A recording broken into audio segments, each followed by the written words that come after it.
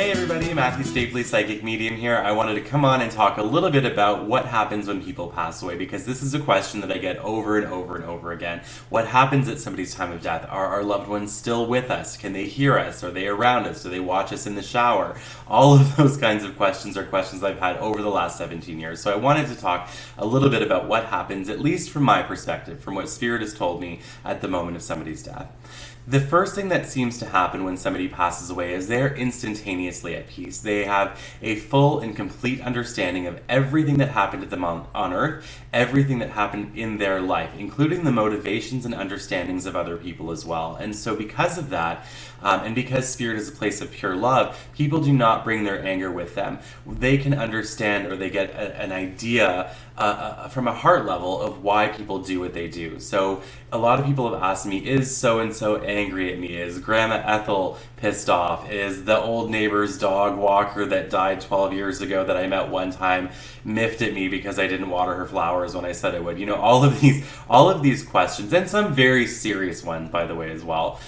Reasons that anyone would wonder if the person was upset at them. The answer is no. They are never ever upset. And as a medium that has done literally thousands of sessions for people all over the world, I do want to say as well that one of the things that often happens in somebody's grief process is they have to self-forgive, right? So they sometimes project their own anger within themselves on what their loved one in spirit must think of them. And one of the most important parts of grieving is actually to forgive the self, to release anything that isn't necessary for you to hold on to go through your own emotional process, because I can promise you that all of your loved ones, no matter how great or terrible of a relationship you had with them, do not hold any animosity, anger, fear, nothing like that. So that's the first thing I want to talk about. The second thing is the idea that somebody can be stuck between worlds.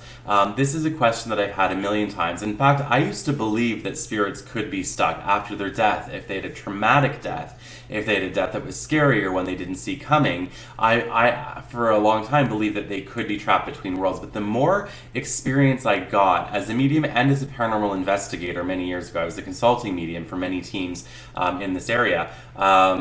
What I realized is that it's not actually the spirit that creates the haunting. It's not the person's soul that creates the haunting. It's actually what I came to call residual fragmented energy. And what that means is that because the person had a traumatic or scary death, part of their energy field, which is not their spirit or their soul, by the way, but part of their energy field kind of breaks off in a sense and stays within that space, within that timeline, within that moment of passing. So when I became more of an experienced medium and I would attend haunted houses or do space clearing, what I noticed is that when I would call in divine energy to clear the spirit out, what actually happened when I started to really look at it is that the person's spirit or soul came forward and grabbed that fragment and took it into the light. And the same thing happens, guys, when we're healing emotional trauma of our own on earth. When we go through an experience that is incredibly stressful, what often happens is a part of our energy field or programming also fragments off, and the integration of that fragment to speed that back up to the current state rather than it being stuck at a moment of pain is the process of healing. And that is the same type of healing that people would do with a psychologist, a psychiatrist, a counselor, psychotherapist, if they were trying to heal, let's say, PTSD, for example. And so, you know, at a spiritual level, at an energetic level, it's very much the same thing when somebody passes away. Now, over time, even if there's no medium or priest or magic wand waver or whatever to clear that fragment, it will clear over time. It always does.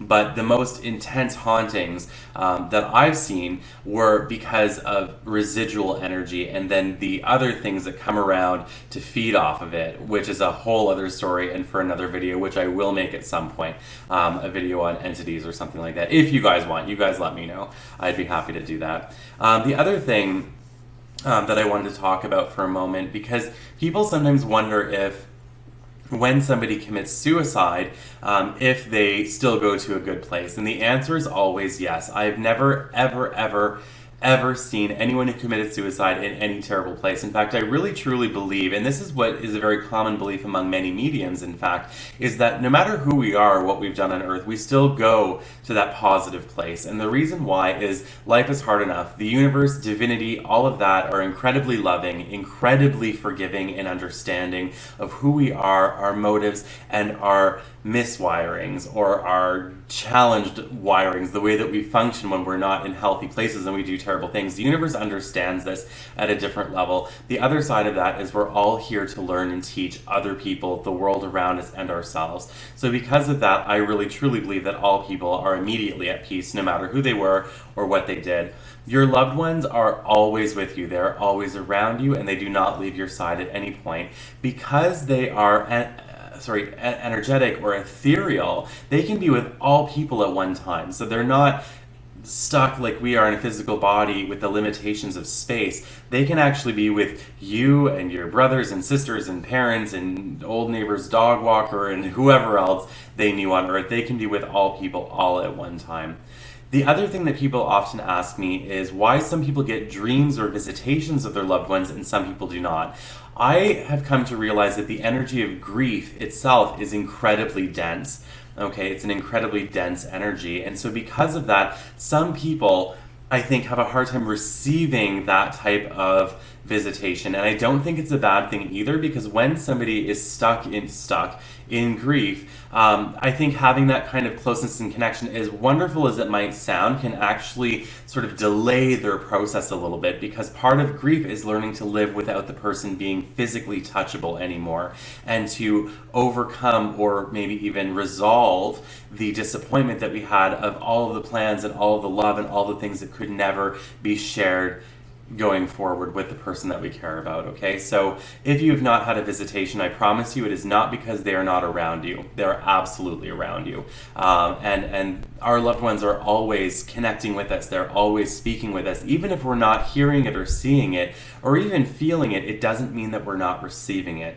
We are, as human beings, and all beings that have any kind of life force to them, and even ones that don't, who knows, but all beings are in constant communication with divinity, which includes spirit. We have connection to every single cell of our body. Every layer of our being is in constant communication, and even though it may not be a conscious thing for us, it's still happening. And because of that alone, every single person is able to receive these messages, even if we're not aware of it. So that's part one of this video series, guys. I hope that it's helped you in some way to understand what happens at the moment of our passing.